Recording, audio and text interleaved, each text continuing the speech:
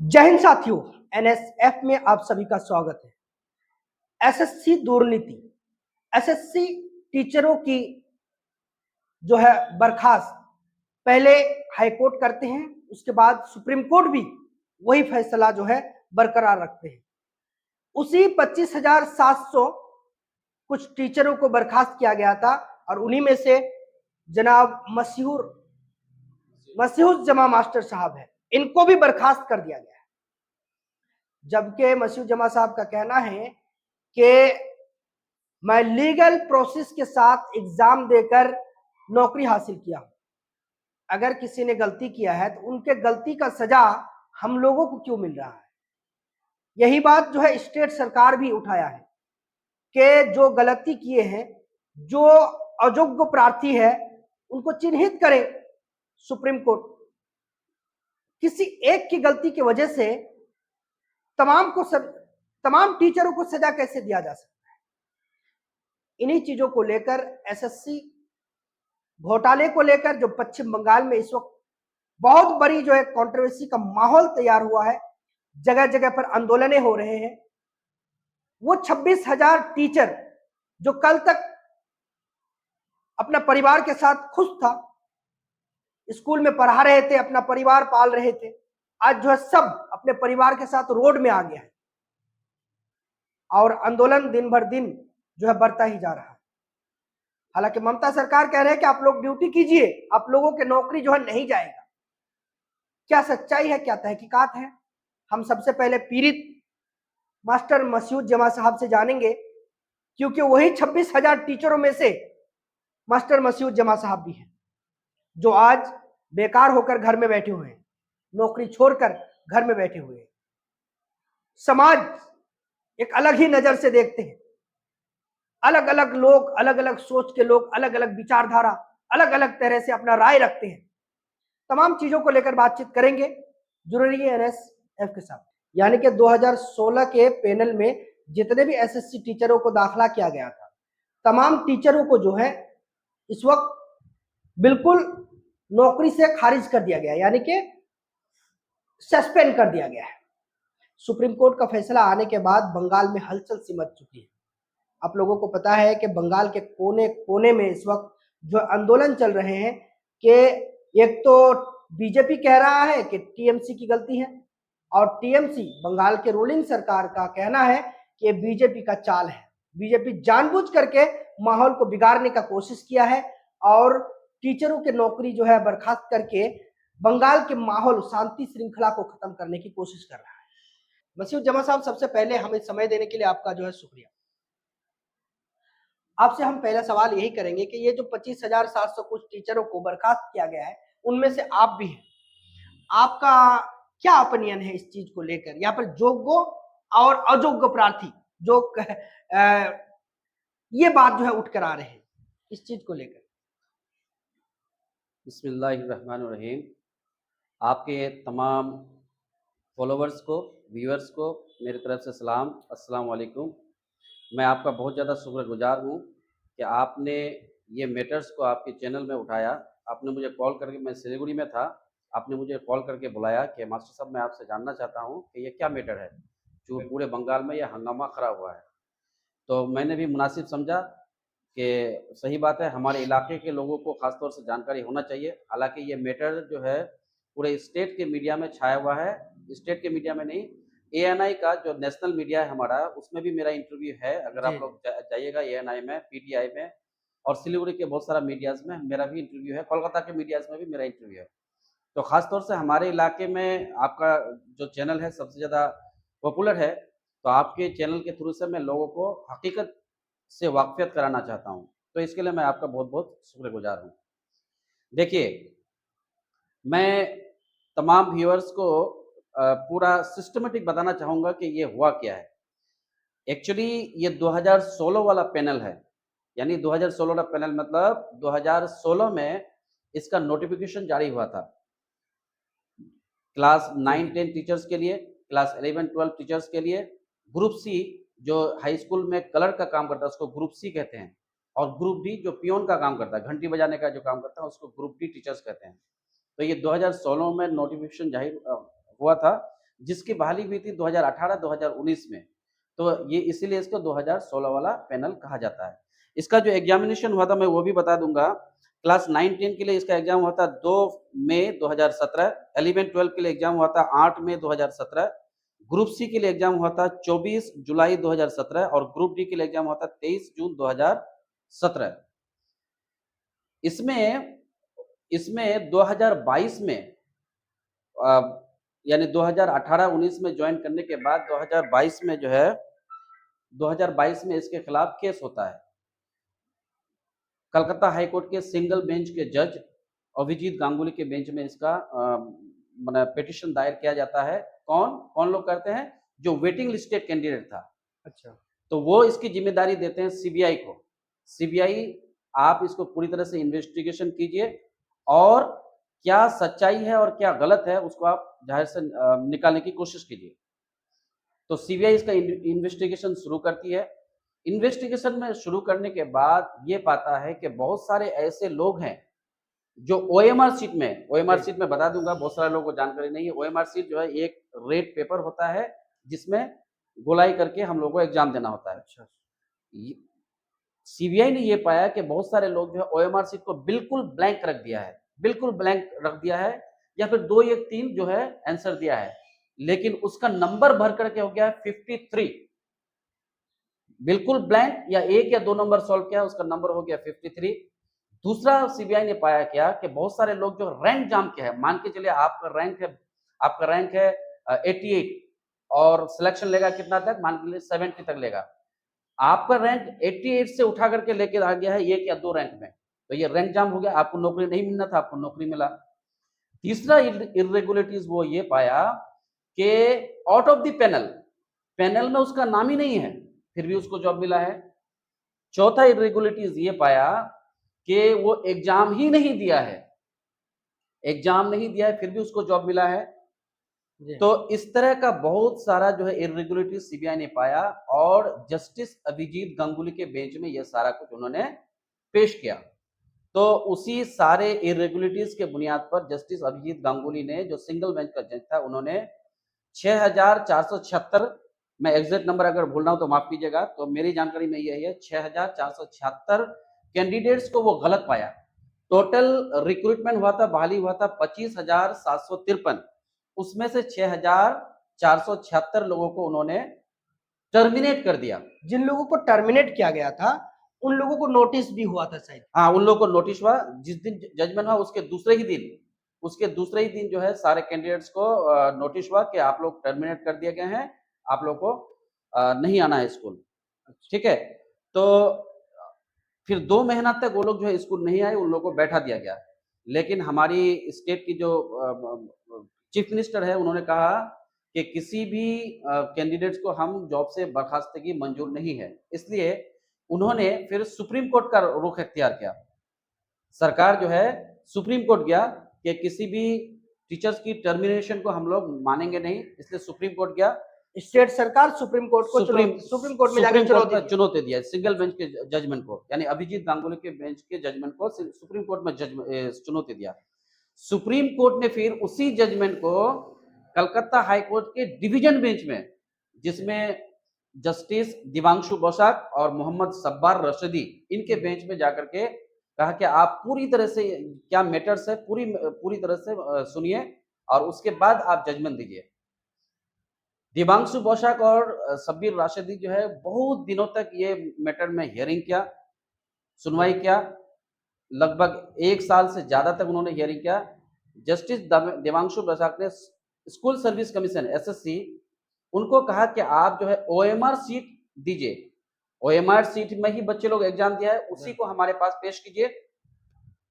तो एसएससी का कहना है कि हमारे और ये मांग 2022 के अंदर ही हो गया था। हाँ, या 16 में बहाली हुआ, हाँ, और 2022 में हो गया, तो 5 साल नहीं, बहाली तो 2016 में नहीं हुआ, बहाली होते होते 2018 हो गया। 2018 में हो गया, एग्जाम 16 में दिया, 18 में बहाली हुआ, 22 को चुनौती हुआ। हाँ, तो इस बीच में ओएमआर सीट जो है गायब हो जाते हैं। हाँ, ओएमआर सीट गायब होने का भी सुप्रीम को हमारे स्टेट गवर्नमेंट का तर्क ये है कि 1 साल तक ओएमआर सीट को रखा जा सकता है, 1 साल के बाद उसको नष्ट किया जा सकता है, क्योंकि स्टेट असेंबली में यह कानून पास किया गया है और हमारे वेस्ट बंगाल की ममता गवर्नमेंट ने यह कानून पास किया कि ओएमआर शीट को नष्ट किया जा सकता है।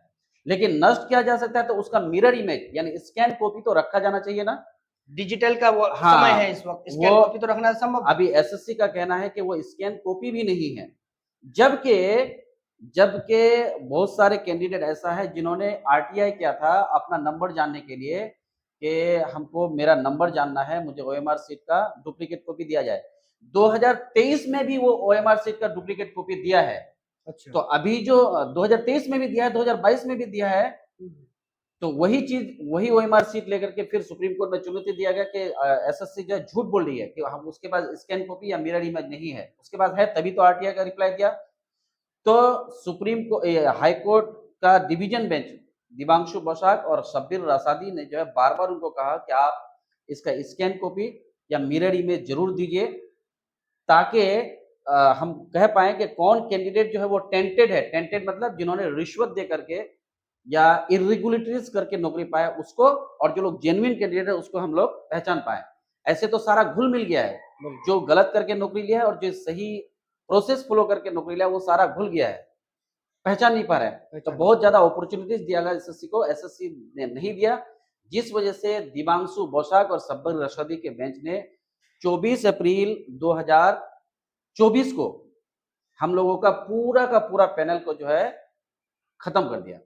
सिर्फ एक का नौकरी है जिसका नाम है सोमा दास, वो कैंसर पीड़ित है। ह्यूमैनिटेरियन ग्राउंड पे उनका नौकरी को बहाल रखा गया, सारा पैनल कैंसिल। फिर 24 अप्रैल का जजमेंट को फिर हमारे वेस्ट बंगाल गवर्नमेंट ने, West Bengal board of secondary education ने, एसएससी ने और खुद हम लोग पीड़ित कैंडिडेट ने फिर से हम लोग सुप्रीम कोर्ट का सीजीआई के बेंच में हम लोगों ने उसको चुनौती दिया। बहुत दिनों तक हियरिंग हुआ। बार बार अगर आप जजमेंट पढ़िएगा, मैं आप अगर मांगिएगा जजमेंट तो मैं आपको जजमेंट दे दूंगा। जजमेंट का कॉपी पूरा हमको दे दीजिएगा। हाँ, जजमेंट का कॉपी मैं आपको दे दूंगा, तौर पर रख सकें। देखिए जजमेंट के कॉपी में पेज नंबर 31 में आपके व्यूअर्स को मैं बता दूंगा। जजमेंट का कॉपी में पेज नंबर 31 में पैराग्राफ नंबर जो है 28 में बिल्कुल सुप्रीम कोर्ट ने स्पष्ट कहा है कि we may have accepted the argument if WBSSC had the original physical OMR sheets or the mirror copy of the OMR sheets। यानी सुप्रीम कोर्ट का कहना है कि अगर एसएससी ओएमआर शीट का फिजिकल कॉपी हम लोग को देता, फिजिकल कॉपी नहीं है, अगर उसका मिरर इमेज यानी जिसको हम मतलब स्कैन में जो रखा गया है वो दे दीजिए, आम भाषा में समझिए ना, जेरोक्स कॉपी अगर दे देता तो हम उसकी आर्गुमेंट को एक्सेप्ट कर लेते। अगर एक्सेप्ट कर लिए होते तो आज इतने सारे कैंडिडेट्स का, इतने सारे जॉब होल्डर्स का नौकरी नहीं जाता। यहाँ पर सर आपको नहीं लग रहा है कि स्टेट सरकार की गलती है, स्टेट एसएससी बोर्ड जो है उनका गलती है? नहीं लग रहा है आपको कि अगर मान लीजिए आप या आपके रिलेटेड या कोई भी आपके ऊपर आरटीआई मार देते हैं 5 साल बाद, 10 साल बाद, आपका तो डिटेल्स चाहिए, आपका जो बायोडाटा निकालना है कि आप किस तरह से नौकरी को हासिल की। तो अगर मैरोर में भी नहीं रहेगा, कोई डेटा नहीं रखेंगे तो आपके ऊपर आरटीआई नहीं हो सकता। अब लीगल है या इनलीगल है ये पता लगाना मुश्किल है। जबकि 20 साल बाद भी जो है सरकार जो है चुनौती देता है किसी ना किसी को आरटीआई मार के चेक करना जो है, ये भी देखा गया है। पिछले बहुत सारे नौकरी जो है 20 साल, 25 साल, 30 साल बाद जो है पता चलता है कि वो इनलीगल था। नहीं, बिल्कुल आपका कहना बिल्कुल सही है। ये पूरी तरह से जिम्मेदारी एसएससी और गवर्नमेंट की है, क्योंकि सबसे बड़ी बात है कि नियोग अथॉरिटी यानी रिक्रूटमेंट अथॉरिटी जो एसएससी है, तो भाई आपने जो रिक्रूटमेंट किया तो आपको उसका डिटेल्स तो रखना पड़ेगा, ठीक है जी जी। क्योंकि दुर्नीति वो तो वही लोग क्या है, करप्शन तो वही लोग क्या है, एक एक कैंडिडेट से 10-10 लाख, 12 लाख, 15 लाख, 17 लाख, 20 लाख तक रिश्वत लिया है। तो अगर डिटेल्स रखेंगे तो पकड़े जाएंगे। जिस वजह से आप वो लोग अपना रिश्वत छुपाना चाहते हैं या क्या उनका मंशा है, आप वही लोग समझे कि कोई भी उनके पास डिटेल्स नहीं है। डिटेल्स नहीं होने के कारण जो है सुप्रीम कोर्ट बाध्य होकर के हमारे रिक्रूटमेंट सारा प्रोसेस को ही अवैध करार दिया।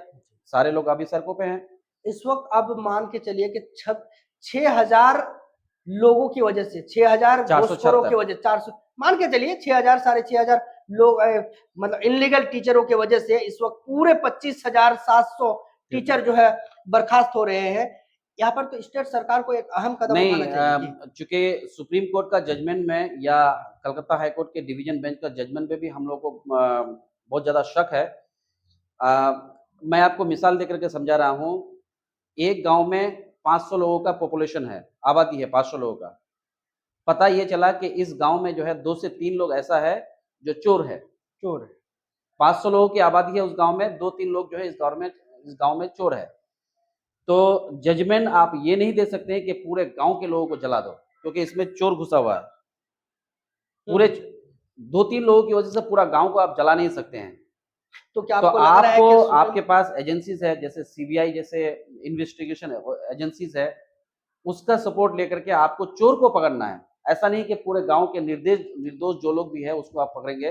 तो जजमेंट के खिलाफ हम लोग बोल ही सकते हैं, ये जजमेंट जो है बिल्कुल बिल्कुल सरासर अमान्य है, इसको हम लोग मान नहीं मतलब सकते आपको हैं। क्या लग रहा है कि जैसे टीएमसी के कुछ नेता भी कह रहे हैं कि ये जो जजमेंट दिया गया है सुप्रीम कोर्ट में, ये सेंट्रल सरकार की जो चाल है, इस चीज को मानते हैं आप लोग के सुप्रीम कोर्ट में भी जो है घोटाला हुआ है, कुछ ना कुछ तो गड़बड़ हुआ है कि एक साथ 26,000 सीट को पूरी तरह से टीचरों को बर्खास्त कर देना, ये क्या मकसद क्या दिखता है आप लोगों को?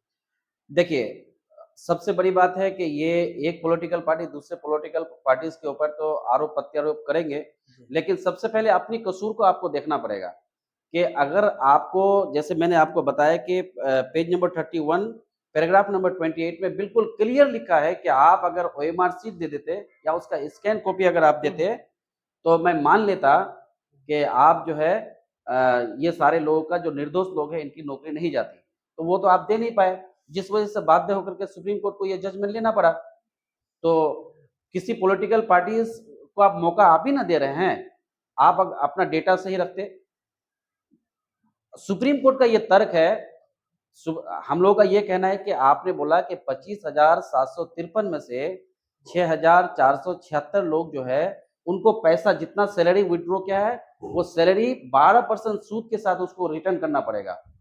तो 25,753 में से 6,476 लोगों को बात दे देंगे तो हम ही लोग तो लीगल हो गए ना। लेकिन सुप्रीम कोर्ट का इसमें तर्क है कि इस रिक्रूटमेंट प्रोसेस में बहुत ज्यादा इरेगुलरिटीज हुआ है, यानी प्रोसीजर को फॉलो नहीं किया गया, जिस वजह से हम लोग सारा जो प्रक्रिया है उसको हम लोग अच्छा सर, इसको हम लोग क्या मानते नहीं है, इसलिए इसको सारे टीचर्स को टर्मिनेट किया जा सकता है। मैं आपको और एक चीज बता दूं, हुआ क्या है, एसएससी को भी इसका जानकारी नहीं है। हमारे ओएमआर सीट में टोटल 26 लाख लोगों ने हम लोग एग्जाम दिया था, यानी 9, 10, 11, 12 ग्रुप सी और ग्रुप डी में सारे टोटल मिला करके मैं फिगर सही नहीं बता रहा हूँ, नहीं बता पा रहा हूँ। अच्छा ठीक है सर, आपसे ये सवाल हम करना चाहेंगे कि एक तरफ सुप्रीम कोर्ट फैसला देते हैं कि 6,000 या 7,000 इनलीगल सीट दिया गया है, इनलीगल पैसे लेकर जो है नौकरी दिया गया, जो अयोग्य मतलब जो पढ़ने के मतलब पढ़ा लिखा नहीं था, नकली टीचर्स है। ये बात अगर सुप्रीम कोर्ट फैसला देते हैं और सिद्ध करते हैं कि 6,000 6,500 जो है अयोग्य प्रार्थी को जो है नौकरी दिया गया, किस बुनियाद पर वो दे रहे हैं जब ओएमआर सीट शो नहीं किया गया है? वो ओएमआर सीट का कोई नंबर, एक तरफ वो कह रहा है कि बैलेंस खाली जो है ओएमआर सीट जो है जमा किया गया है, तो फिर वो सबूत कहां से मिला उनको? अगर ओएमआर सीट अगर दिखाया ही नहीं गया है तो किस बुनियाद के आधार पर सुप्रीम कोर्ट कह रहा है कि ओएमआर सीट खाली ले जाकर जमा किया गया? हाँ ठीक है, आपका सही सवाल है। 6,476 लोगों को जो अवैध करार दिया गया है, ये सीबीआई ने, इसके लिए मैं आपको डिटेल्स में आपको ले जाऊंगा।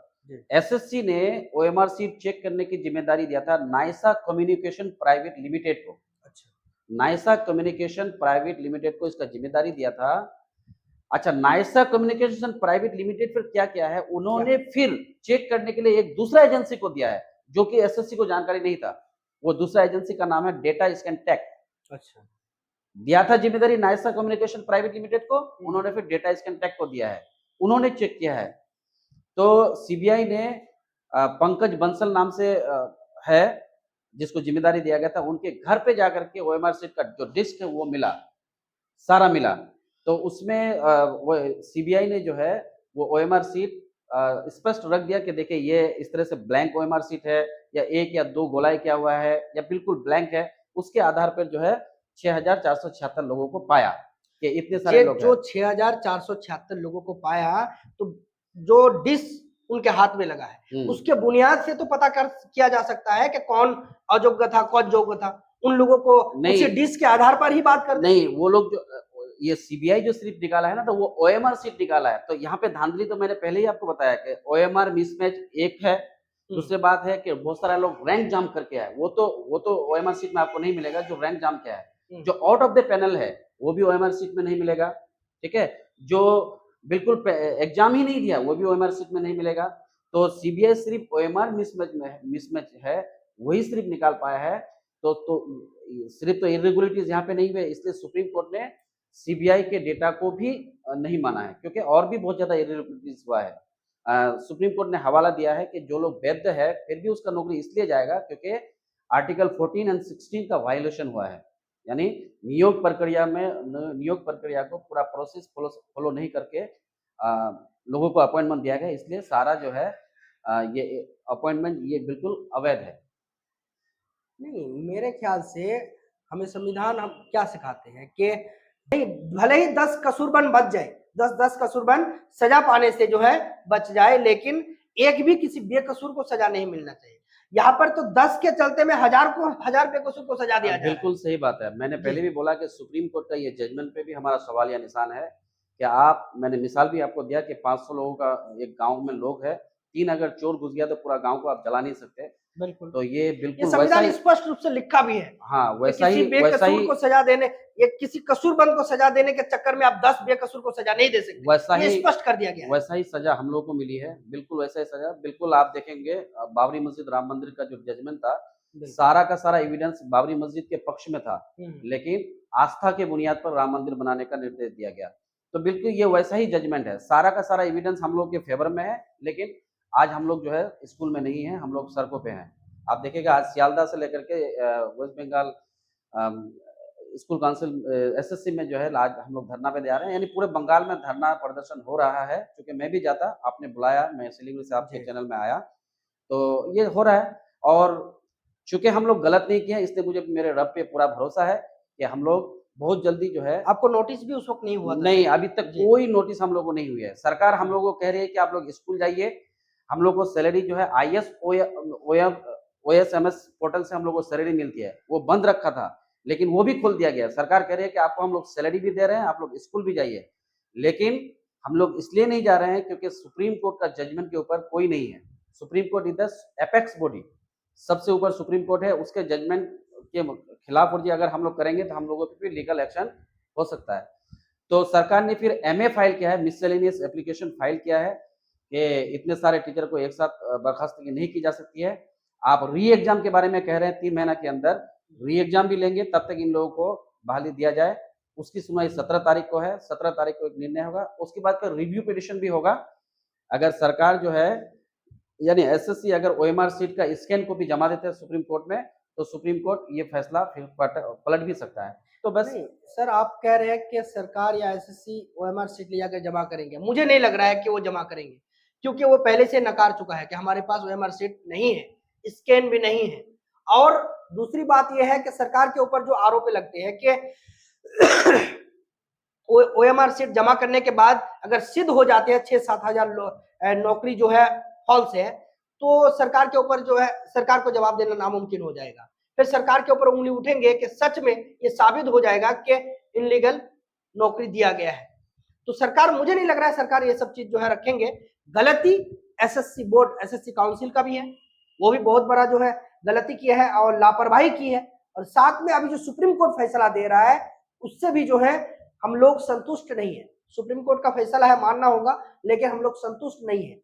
एक तरफा जो है फैसला हो रहा है और 26,000 लोगों के एक टीचर के साथ एक परिवार की जिंदगी जो है जुड़े हुए रहती है, और सब लोगों की जिंदगी को जो है सीधा रोड में लाकर बैठा दिया गया है। जी बिल्कुल। ये सवाल हम करेंगे और भी बातचीत करेंगे, और भी टीचरों को हम सामने लेने की कोशिश करेंगे, जो टीचर्स जो इस वक्त रोड में आ चुके हैं और लीगल इनलीगल के तौर पर। जैसे सर ने हमारे पास पूरा बायोडाटा दिया, सर कह रहे हैं कि हम जो है पूरा प्रोसेस फॉलो करके नौकरी लिया है, हमने 1 रुपया भी जो है घूस या रिश्वत देकर नौकरी नहीं लिए है। तो फिर इस तरह के टीचर्स जो है 20,000 से भी ज्यादा है, उन लोगों की जिंदगी का परवाह जो है हमें भी करना चाहिए। और संवैधानिक दायरे में रहकर सुप्रीम कोर्ट को भी, सुप्रीम जज साहब को भी देखना चाहिए कि हम लोग इन लोगों की जिंदगी के बारे में भी सोचा जाए। जो गलती की है उनको सजा दीजिए ना। एक बात कहना चाहूंगा कि अगर मैं रिश्वत दे करके, घूस दे करके अगर नौकरी लिया होता तो मेरे जैसे आदमी पे लानत है। मैं रिश्वत दे करके नौकरी लेना मतलब दूसरे का पोस्ट को हम छीन के लेना। तो इस तरह का काम अगर हम करेंगे तो मेरे ऊपर लानत है। और 2016 में एग्ज़ाम हुआ था, 2025 आज है। आज तक हाई कोर्ट से लेकर के सुप्रीम कोर्ट तक, सीबीआई से लेकर के जितने भी एजेंसीज़ हैं, हम लोग के खिलाफ एक सिंगल पॉइंट भी हम लोग के खिलाफ दुर्नीति नहीं पाया। तो मुझे इस बात का गम नहीं कि नौकरी चली गई। अगर ये सवाल हमारे ऊपर उठता है कि आपने जो है दुर्नीति करके नौकरी लिया, मैं चैलेंज करता हूँ और अल्लाह से डर करके बोलता हूँ कि हमारे खिलाफ एक सिंगल पॉइंट भी अगर दुर्नीति दिखा देंगे तो नौकरी निकालेंगे कि हम खुद से रिजाइन दे देंगे। पढ़ करके नौकरी लिए हैं, मेहनत करके नौकरी लिए हैं, रात का रात गुजार करके नौकरी लिए हैं। इसलिए मुझे तो स्टेट और मेरे सरकार रब पे मेरे पूरा भरोसा है, क्योंकि हम लोगों ने गलत नहीं किया। हम लोग पूरे सम्मान के साथ फिर से अपने जॉब पे, फिर से अपने स्कूल में फिर से हम लोग दाखिल होंगे। ये मेरे रब पे मुझे भरोसा है। सबसे ऊपर वो है, उससे ऊपर कोई नहीं। तो आप लोग इस वीडियो के जरिए से क्या समझे, कहाँ तक समझ पाए, कमेंट बॉक्स में अपना राय जरूर रखिएगा। और बहुत सारे लोग वीडियो को समझे बगैर, वीडियो को बारीकी से सुने बगैर अपना कमेंट, अपना राय रख देते हैं। और ऐसे लोगों को जो है हम फिर से कहना चाहेंगे, क्योंकि आप लोग ऑडियंस है, देख रहे हैं, इसलिए हम आप लोगों को ऐसा कुछ भी नहीं कहना चाहते हैं।